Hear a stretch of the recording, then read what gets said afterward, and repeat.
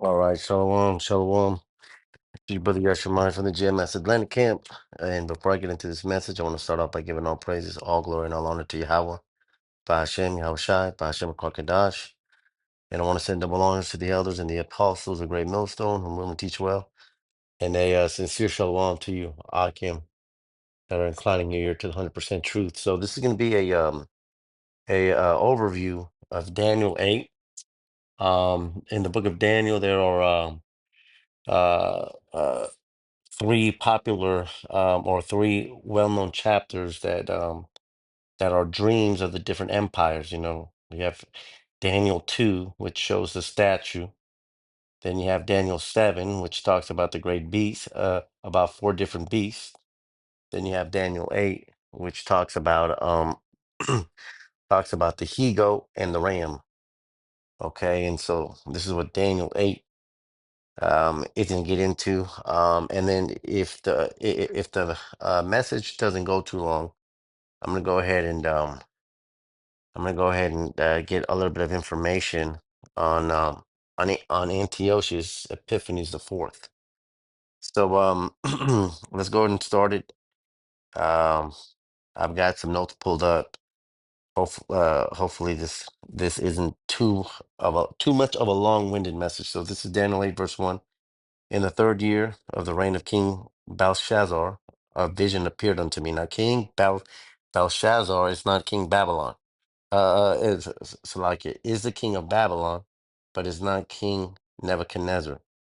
This is the grandson of King Nebuchadnezzar. I believe his father's name, I'm trying to remember off the top of my head, but I believe his father's name was like N- Nabio or Nabid, but King Belshazzar is the grandson of King Nebuchadnezzar.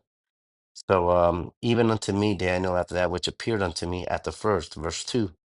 And I saw in a vision, and it came to pass when I saw that I was at Shushan in the palace which is in the province of Elam. Now we know Elam to be modern day India. Now this river Shushan is representative of a very great river, and that landmass also. When you look into that specific river, that landmass there was very rich. So this is showing a rich area. All right. So Shushan in the palace of Elam, and I saw in a vision, and I was by the river Ulai. Verse 3. Then I lifted up mine eyes and saw, and behold, there stood before the river a ram which had two horns. And the two horns were high, but one was higher than the other, and the other came up last. So this ram with the two horns, this ram is representative of the Medo-Persian Empire. And you will note that it's got two horns, right? So both those horns were high. Why? Because we know that it first started with the Medes, and then the Medes were then taken out. The Medes were then overpowered by the Persians, and that's why the scripture says, "But one was higher than the other." That higher horn is the Persian Empire, because the Persian Empire took out the Medes. Right? It says, "And the higher came up last." All right. So verse 4. I saw the ram, and it's, again, this ram is a Medo-Persian Empire. I saw the ram pushing westward and northward and southward, so that no beast might stand before him. Neither was there any that could deliver out of his hand, but he did according to his will and became great. Now, I want to stop right here, and I'm going to pull up the map of the Medo-Persian Empire, because the Persians came from here, Persians, right? And what did we just read in scripture? It said that the ram, the Persians, pushed westward, northward, and southward. Now, that's representative of the direction that they came in. And we can also recall Daniel 7. In Daniel 7, it's the bear with three ribs in its mouth, and the bear lifted up on one side. Well, those three ribs are those same three directions that are mentioned here. And those three directions are representative of three major land masses. West is for Egypt. North is for Babylon, which is shown as Assyria. And then north is Lydia. So they came from the east, went to Egypt, which is west, went to Assyria, no, Salakia, went to Egypt, which is south, went to Lydia, which is north, and then went to Assyria. Okay, so that's what that means when it says that. And then also too, just a quick little side point here. I want to point out that this might be a good scripture for us to use because even Christians will admit that this is the Medo-Persian Empire. But I would say that verse 3 is a good scripture for us to use to prove that the Most High likens the other nations as beasts, right? Because what did we just read here in verse 4? It says that I saw the ram pushing westward and northward and southward so that no beast might stand before him. Now, we know that the beasts here are representative of other nations, right? So, and just a quick side point for that. So, the ram pushing westward, northward, and southward represent Egypt, Babylon, and Lydia. Okay, but he did according to his will and became great. And the Medo-Persian Empire did become great because at that point they were bigger than the Babylonians. They took up more land, right? So let's get down to verse 5. It says, "And as I was considering, behold, a he-goat came from the west on the face of the whole world, on the face of the whole earth, and touched not the ground, and the goat had a notable horn between his eyes." So now we see another beast. Okay, first we saw the ram, now we see a he goat. This he goat is representative of the Greek Empire. Okay, so again, let's go back here. It says, "And as I was considering, behold, a he goat, the Greek Empire, came from the west." And that's exactly where they came from, because if we use the same map, you see that Greece is on the west. So that same he goat came from the west, it says, and then it says on the face of the whole earth. Now, I want to pause here and say this. At that time, this map which we are looking at right here, and a little bit more east to India, that was back then. That was the whole earth. That was the known world. So, if you get some scoffers who say, "Oh, well, Greece didn't take over the entire world," well, at that point they did, because we have to remember Greece took over the whole known world, right? They didn't know about North America yet. They didn't know about these other continents. So, um, let's go back here. We know that Greece comes from the west. Okay. Let's go back here. It says, "And the he goat came from the west on the face of the whole earth and touched not the ground. And the goat had a notable horn between his eyes." Now, who is that? Who is that notable horn? That notable horn is King Alexander the Great. All right. And it says, "And touched not the ground." The reason it says "touch not the ground" is because the speed in which Alexander took over the entire world was very quick. He went. I want to show you this, man, because he did this not on his own accord, but through the power of Yahweh Bahashem Yahweh Shai. See, we know that Esau Edom is the sword of the Most High. What's the scripture that says, uh, "Most High saved me from the wicked, which is your sword"? Well, the wicked is Esau, and through the will of the Most High, I believe it's Daniel 4:17 or Daniel 7:14, but it says, this decrees by the watchers that the Most High reigns. He sets upon the earth whomsoever he wills, even the bases of men. Salaki, if I'm butchering it. But it says that he did it swiftly because he went from Greece and he He went from Thrace, Lydia, Syria, Judea, came down to Egypt, and then went westward, got Assyria, got Media, got Persia, got all of this.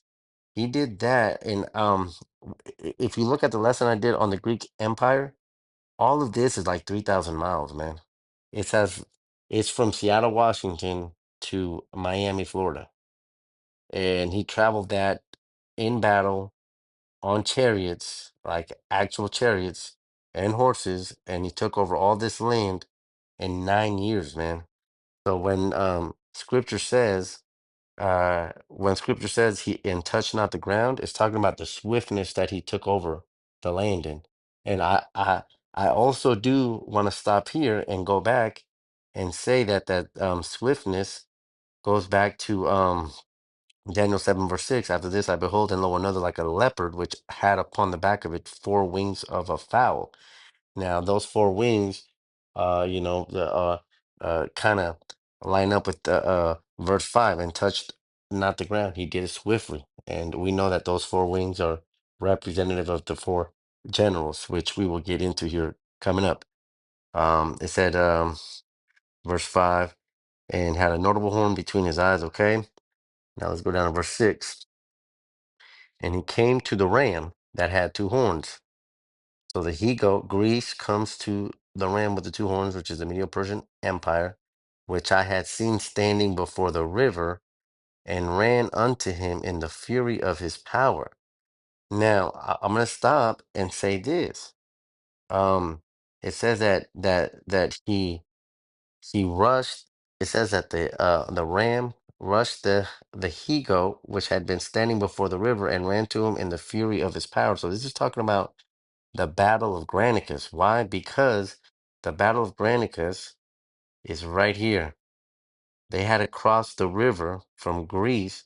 They had to cross a river to get into, I think the last map shows it better, but they had to go from Greece, and they had to cross that river to start fighting at the Battle of Granica. So Daniel 8 and 6, um, the um, the ram with the two horns standing before the river, and ran unto him in the fury of his power. That's the crossing of the river and the first battle of Granicus. Give me just 1 second. Um, Let me see here. Daniel 5, and behold, he came and saw the horn here. It says, I got a quick scripture here for that also. Let's go ahead and get that in First Maccabees 1.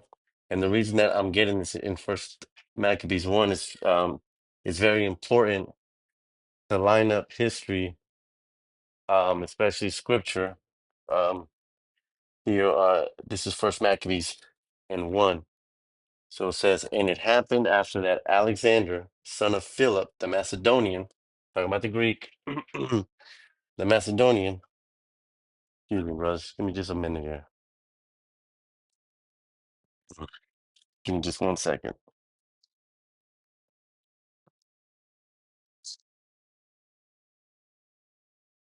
Block you. All right.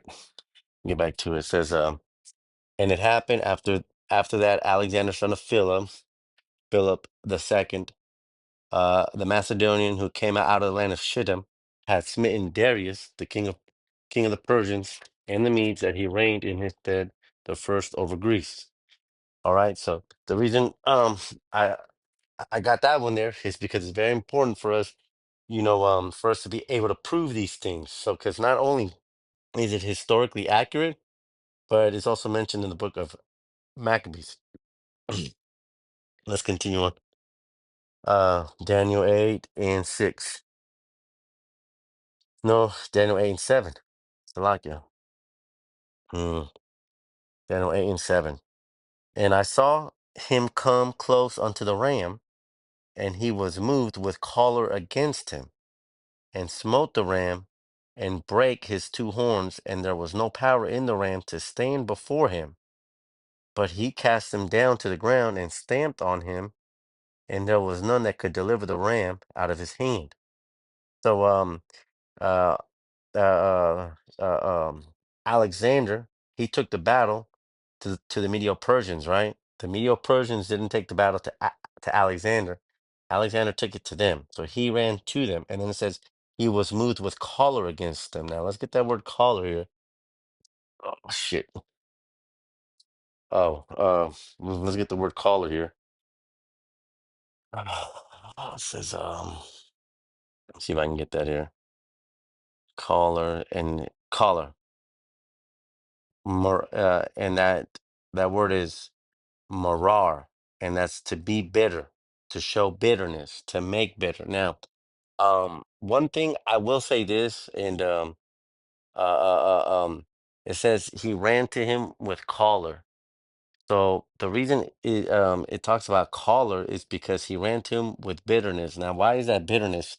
Because Alexander, what his goal was to take over the entire world. And at the time of this happening, I'll say this too, so like if I'm jumping around too, but the first battle that Alexander fought Darius was at the Battle of Issus. Now, I'm not double speaking here because the first battle that Alexander fought the Medo-Persians was the Battle of Granicus, but Darius the king himself wasn't there. Darius was at the Battle of Issus. And at the Battle of Issus, this is the second battle, by the way, between the Greeks and the Medo-Persians. Um, at this battle, Alexander the Great, he got the upper hand, and Darius was there with his family, and Darius fled. Now, when Darius fled, he left his wife and his family there. And Alexander took him in. And so here, after the Battle of Issus, begins the chase. Alexander begins to chase Darius. Now, throughout Alexander chasing Darius, Darius would be sending letters to Alexander saying, trying to trying to cede some of his territory, saying, please let me live. I'll give you this territory, but, let me keep my kingdom. And every time Alexander would say no, and he would continue chasing him. So he actually chased this man. Let me show you that map. He actually chased this man from this area here where you see in Lydia.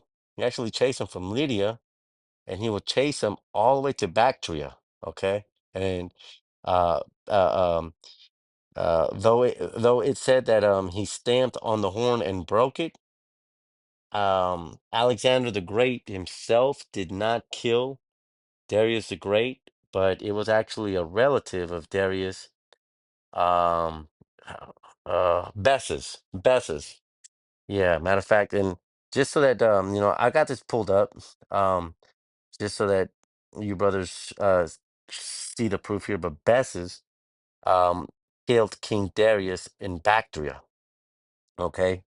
But the point that I'm trying to make here is that when it says he was moved with choler against them, is bitterness, because Alexander was disgusted that this man, first of all, he deserted his family, but also it's bitterness because he didn't want a truce. Alexander wanted to kill him and take over all of the world. So that's what it means when it says choler against them. Choler means bitterness.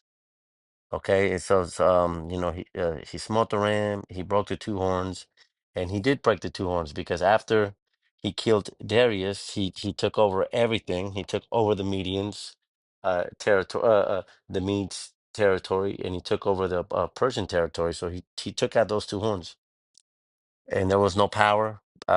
He cast him down, stamped upon him, and there was none that could deliver the ram out of his hand. Yeah, there was nothing he can do. Verse 8. Um, Therefore, the he goat waxed very great, and he did. Um, Alexander took over the biggest kingdom, took over the most territory at at the known time. He basically conquered the entire known world. And there's a story that says that this bastard actually cried because there was no more land to conquer, and he would have kept going, but his people got tired of fighting. I mean, they were away from their family for like 9.5 years. They basically stopped listening to him towards the end of his campaign. There was a sedition. But it says the he goat waxed very great, and when he was strong, the great horn was broken, and for it came up four notable ones toward the four winds of heaven. Now, what's this talking about? It's talking about when he grew great and when he was strong, strong being when he, when he had taken over the known world. It says the horn was broken. Why? Because Alexander died. And for it came up four notable ones. Okay, now who are those four notable horns? Those horns are the four kingdoms that started a fight amongst themselves. Started the Diadochi Wars, right? And those four horns are Lacemaeus, Cassander, Ptolemy, and Seleucus. Now, those are the four generals that divvied up the kingdom of Alexander the Great after he died. Because Alexander the Great did have a son, but he was too young to rule. And so, the areas were divvied up, right? Matter of fact, there's even scripture on that. First Maccabees 1:9. And after his death, right here, verse 7. So Alexander reigned 12 years and then died. And his servants bear rule everyone in his place. And after his death, they all put crowns upon themselves. So did their sons after them many years, and evils were multiplied upon the earth. So verse 9 is talking about these four horns taking powers, and so did their sons. What does it mean by that? Because Ptolemy, the general Ptolemy, he took Egypt, right? But Ptolemy would begin the Ptolemaic dynasty, and his son, I think Ptolemy had like 8 or 10 sons, and they were all named Ptolemy, with different surnames. But it says that so did their sons after them, because from these four generals came four different dynasties: the Seleucid dynasty, the Ptolemaic dynasty. Cassander and Lacenaeus, they were kind of wiped out, not very quickly, but those two were taken out. And then Ptolemy and Seleucus, the Ptolemaic and the Seleucid dynasty, were two of the stronger ones that prevailed. But it says that their sons after them was because these four generals started dynasties, right? Let's continue on to verse 9 here. Trying to get through this, man, because I'm working on trying to keep my messages short. Verse 9. And out of am I in verse 9? Yeah. And out of one of them came forth a little horn which waxed exceeding great toward the south, and toward the east, and toward the pleasant land. So let's stop here. Out of one of what?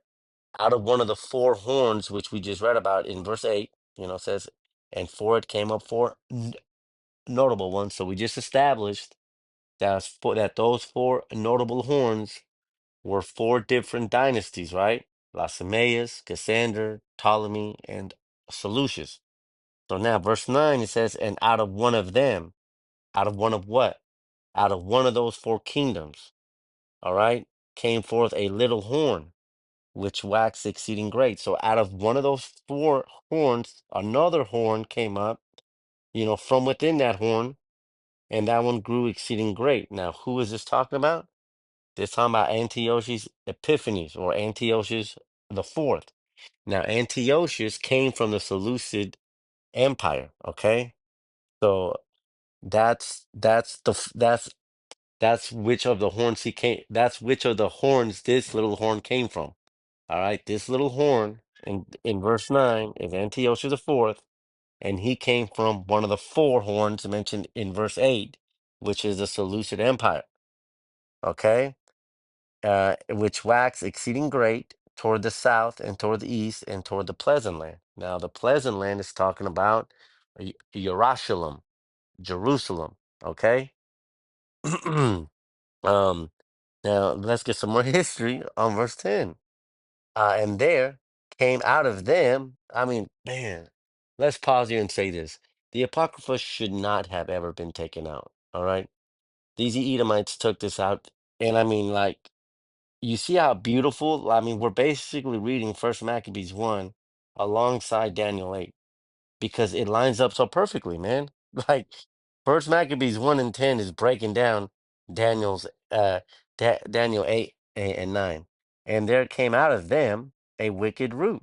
Antiochus, surnamed Epiphanes, the son of Antiochus the king, his dad was Antiochus the third, who had been a hostage at Rome, and he reigned in the 137th year of the kingdom of the Greeks. Okay? Um, Lord willing, we can keep going through this. I want to get some. I'll just stop right here and say this.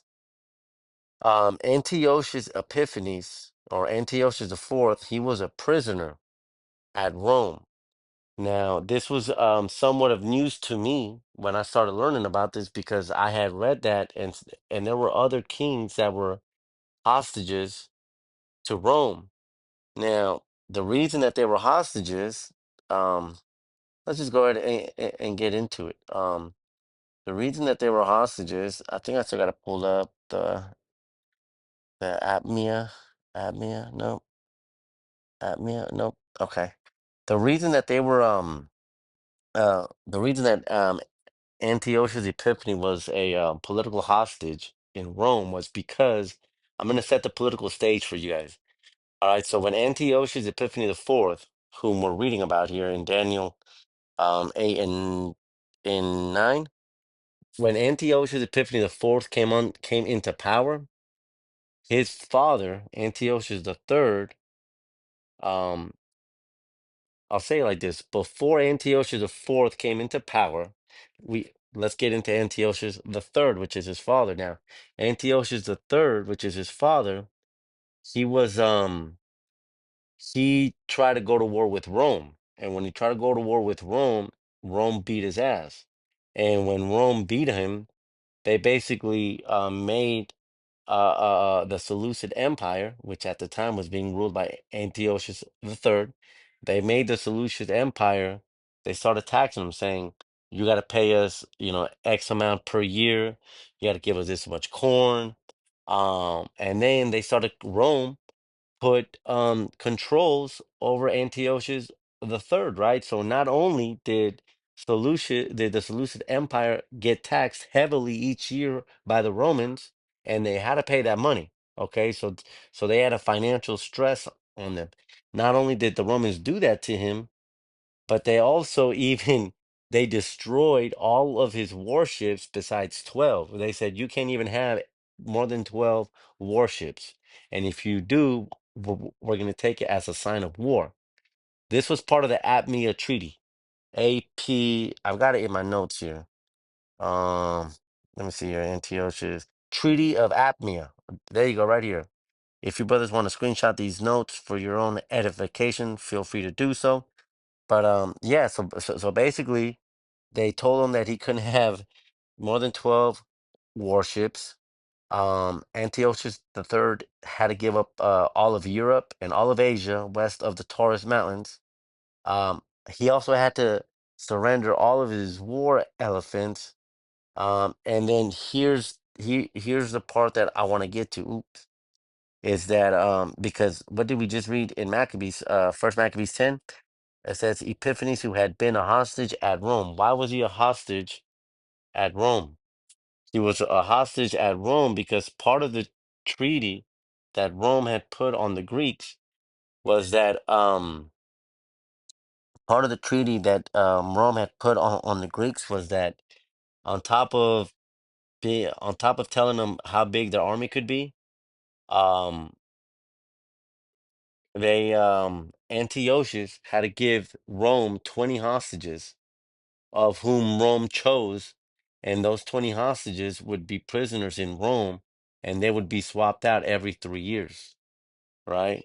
And so, one of those hostages was Antiochus Epiphanes the fourth. So when you read verse 10 and you see that he had been a hostage at Rome, and you ask yourself why, it was because of his father's downfall.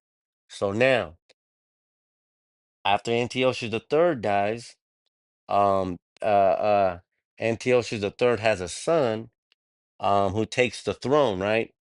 I think I've got that on my notes or somewhere. I forget his name here. Treaty of Admir. Antiochus was to Antiochus. Yeah, there you go. The son of Antiochus the third was Seleucus the fourth Philopator, so he gets the throne. So when he gets the throne, Rome lets Antiochus the fourth go, right? And then Antiochus Seleucus the fourth dies, and then that's how Antiochus gets into power. I want to say that again. Antiochus the fourth was only released from prison in Rome when somebody had ascended unto the throne. You see, they had Antiochus the fourth there so that he wouldn't ascend unto the throne. But through the will of the Most High, he made it to where Seleucus the fourth got the throne. Antiochus the fourth was freed, and then later Antiochus the fourth would take the throne after his brother died. So let's get back into here. Verse 9 it says, and toward the pleasant land, which we said that's Jerusalem. Verse 10, it says, and it waxed great. Bear with me, brothers. We're not going to do all of Daniel 8, okay? We're just going to do up until Daniel 14, okay? So bear with me here. Verse 10.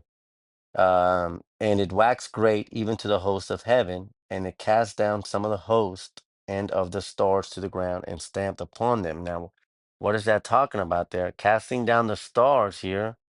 Who are the stars? You know, the same dream that Joseph had, right? The stars are representative of Israel. Okay, so it's when it says he cast down the stars is because Antiochus um reversed what Darius and really what Cyrus uh of the Medo-Persian Empire had done. You see, Cyrus through the Medo-Persian Empire, the Israelites were able to rebuild the wall. They were able to rebuild the temple also. But Antiochus Epiphanes, he did not do that, man. And we're gonna get into the history of that, okay? But what he did is he's the one that started the Hellenization. What is Hellenization? Is taken after the Greek ways. All right, this is how our people became Gentiles over time. But that's a whole different subject. And some of the hosts and of the stars to the ground and stamped upon them. Now let's get some history on that. Again, it's very beautiful that we're able to read Daniel 8 alongside First Maccabees 1. Again, the Apocrypha should never have been taken out. First Maccabees 1 and 11. In those days went there out of Israel wicked men.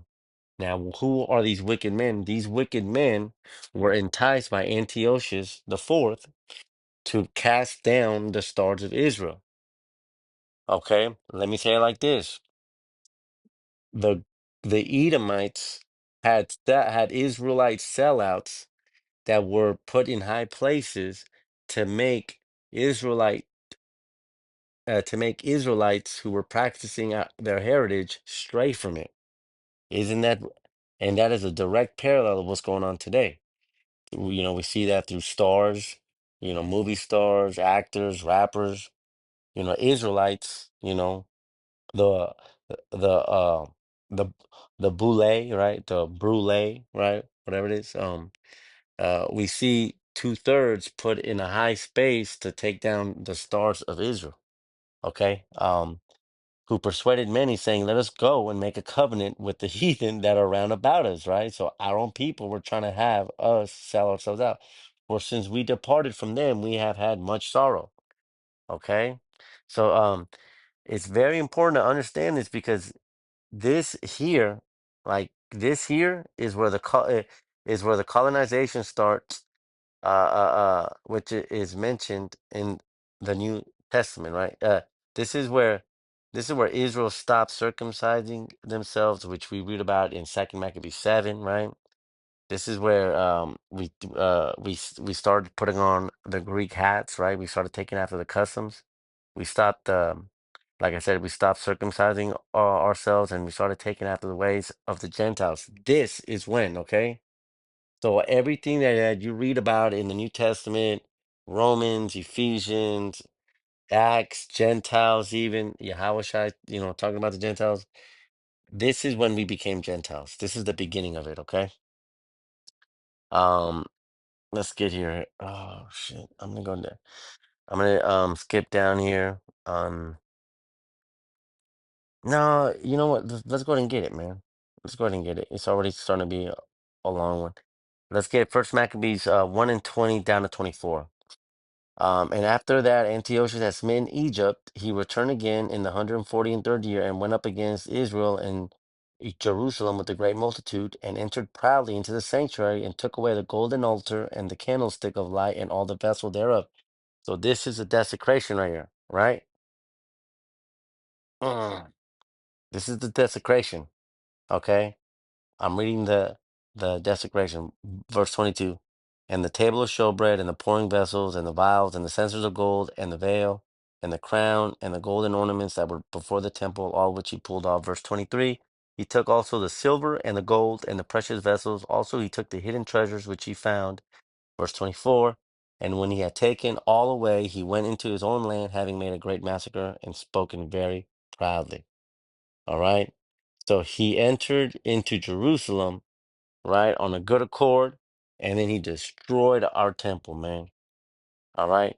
This is the desecration that we are going to read about. Okay, so now let's get back into Daniel 8, verse 11. It says, so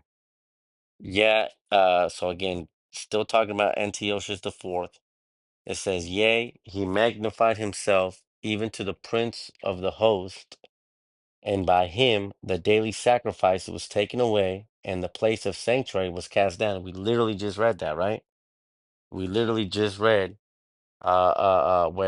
where he took away the daily sacrifice. Okay, it says he magnified himself to the prince of the host, and by him the daily sacrifice was taken away. How was how was the um how was the sacrifice taken away by him? It was taken away by him through our own people.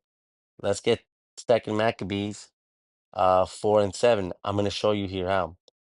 After the death of Seleucus, when Antiochus called Epiphanes took the kingdom, again, which Seleucus is this talking about, you guys? I just showed you it. It's talking about Seleucus the fourth, his brother. Okay?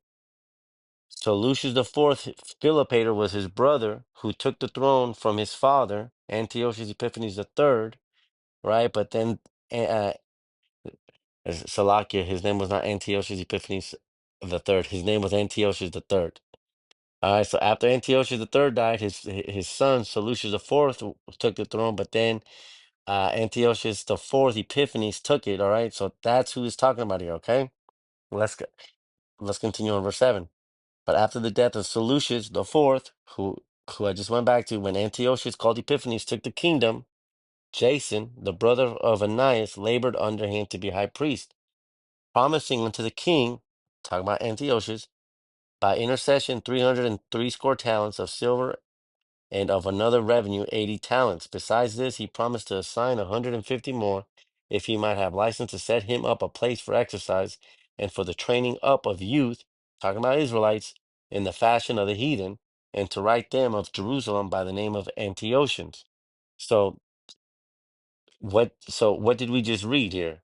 We just read that our own people, Jason, took the office of the high priest by offering Antiochus the fourth money so that he could put him as high priest. And so they made a deal here. Our our people sold himself out and said, here's money. I'm gonna help you to Hellenize the Israelites. Give us a gym. Okay, so that the reason we get that is because that's how he mag he magnified himself, and by him the daily sacrifice was taken away, and the place of his sanctuary was cast down. All right. Um, verse 12.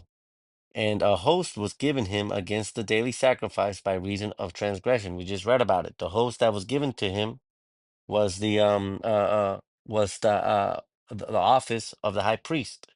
All right. It says, and a host was given against him the daily sacrifice by reason of transgression, and it cast down the truth to the ground, and it practiced and prospered. Again, what's this talking about? They took away our sacrifice. All right, because after Jason got in, we stopped doing our morning and evening sacrifices, and then this bastard started offering swine's flesh. It says the host was given. He, now, when it says that the host was given to him, the host is talking about the Israelites because the Israelites were literally handed over to him. Why? Because through wicked bastards like Jason, um, our people started to eat swine's flesh, started to sacrifice swine's flesh. Our people started to be heathens, man. So that's how the host was given to him. The host is talking about the Israelites because it was mandated for us to eat swine. And when you read this history, that's why it's important. That's why we don't eat pork, and that's why we practice the high holy days, man. So they took our heritage away, man. And it did prosper because all the Israelites sold themselves out. We forgot who we were, man. Just as it was mentioned in Jeremiah 7 and 14. Let's get some scripture to back that up. This is First Maccabees 51. In the self same manner wrote he to his whole kingdom and appointed overseers over all the people, commanding the cities of Judah to sacrifice city by city. Then many of the people were gathered unto him, to wit, everyone that forsook the law, and so they committed evils in the land. This is how the host was given to him. Our people were given to this bastard. Let's get back to Daniel 8. We're on 13. We're about to be wrapping up here. The water for the patience. 13. Then I heard one saint speaking, and another saint said unto that certain saint which spoke, how long shall be the vision concerning the daily sacrifice and the transgression of desolation, to give both the sanctuary and the host to be trodden underfoot? So again, here we see more. The, Here we see two angels talking amongst themselves, saying, how long is this desolation going to be going on for? And how long is the host, who's the host? Israel. How long is Israel going to be trodden underfoot? Okay. And it's through the spirit that we just actually did a lesson on this a class uh on this very same chapter here. So this is First Maccabees 1 and 54. Now the 15th day of the month Caslow, right, which is November, so-called November, in the 140th year, they set up the abomination of desolation upon the altar and builded idol altars throughout the cities of Judah on every side. So this is the abomination. This is the transgression of desolation, right? So this is the swine's flesh being sacrificed. Okay, this is when they first started. This is when they set up the son of Jupiter in our temple, man. Straight desecrated it, man. So let's get back to it here. And this is where we're gonna finish up here on verse 18. And he said unto me, 2,300 score days, then shall the sanctuary be cleansed. So this is taught. So he answered, how long is the desolation going to be going on for? How long are we not going to be how long is the altar and our temple going to be taken from us? And the answer was 2,300 days. Now let's do this. Let's get that calculator up. What's that calculator? Calculator. Calculator. So we do 2,300 days, right? Divided by 30, because there's 30 days in 1 month. That's 76 months, right? So 76 months divided by 12. That's about 6.4 years, all right? So about 6.5 years, right? Now, that's that's the answer right there. The answer is that the temple was going to be desolate for 6.5 years, okay? And then, so what ended up happening after those 6.5 years?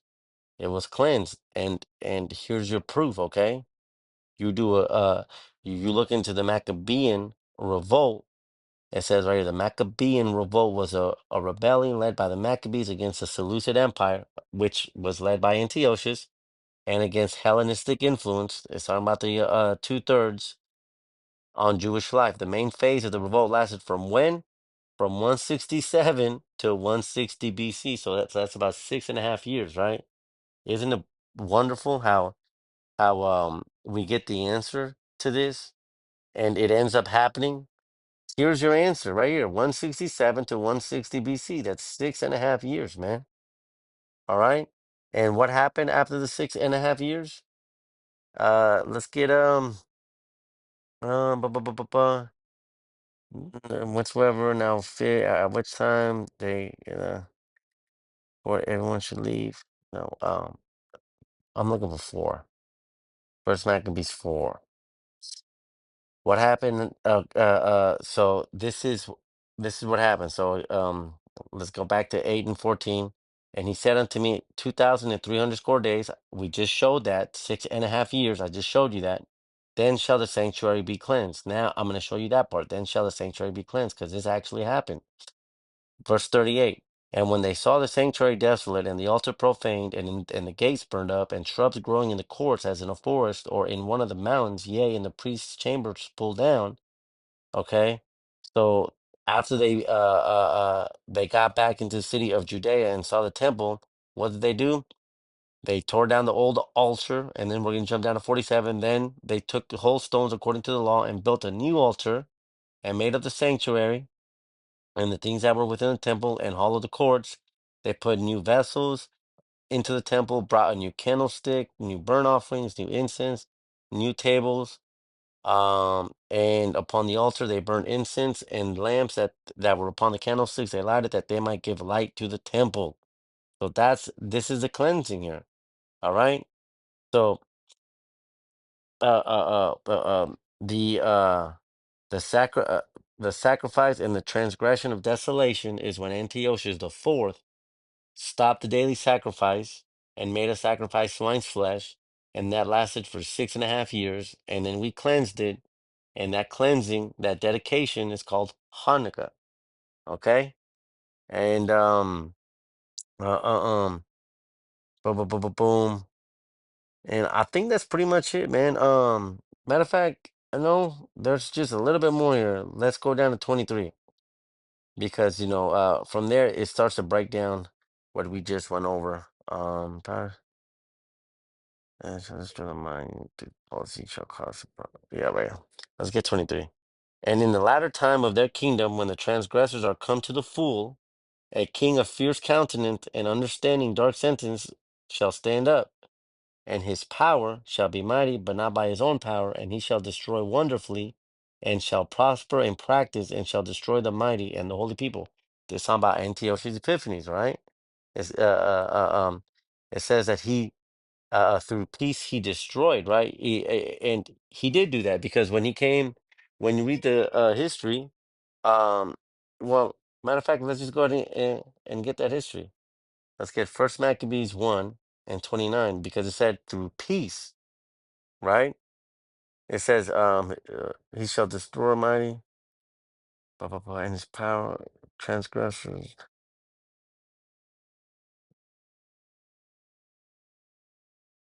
Oh, right here. Because one I read that, and through his policy also he shall cause craft to prosper in his hand, and he shall magnify himself in his heart, and by peace shall destroy many. He shall also stand up against the prince of princesses, but he shall be broken without hand. This is how he came in with peace. So this is First Maccabees 1 and 29. After 2 years fully expired, the king sent his chief collector of tribute unto the cities of Judah, who came unto Jerusalem with a great multitude, and spoke peaceable words unto them, but all was deceit. For when they had given him credence, he fell suddenly upon the city and smote it very sore and destroyed much people of Israel. They came in peace and destroyed us, man. And now, just as they did by defiling the temple then, they're still trying to do that now. They're still trying to destroy us, and they're trying to defile the third temple. They're trying to defile us, man. So that's Daniel 8, man. I mean, that's not all of it, but that's the meat of it, Hopefully this lesson has been edifying. I want to see if there's anything else here. No. Let me see if there's anything else on the notes here. Um, no, Lord willing, maybe I do a quick lesson on Antiochus Epiphanies, but that's Daniel. Like, hope you brothers have been edified, and with that, I say shalom.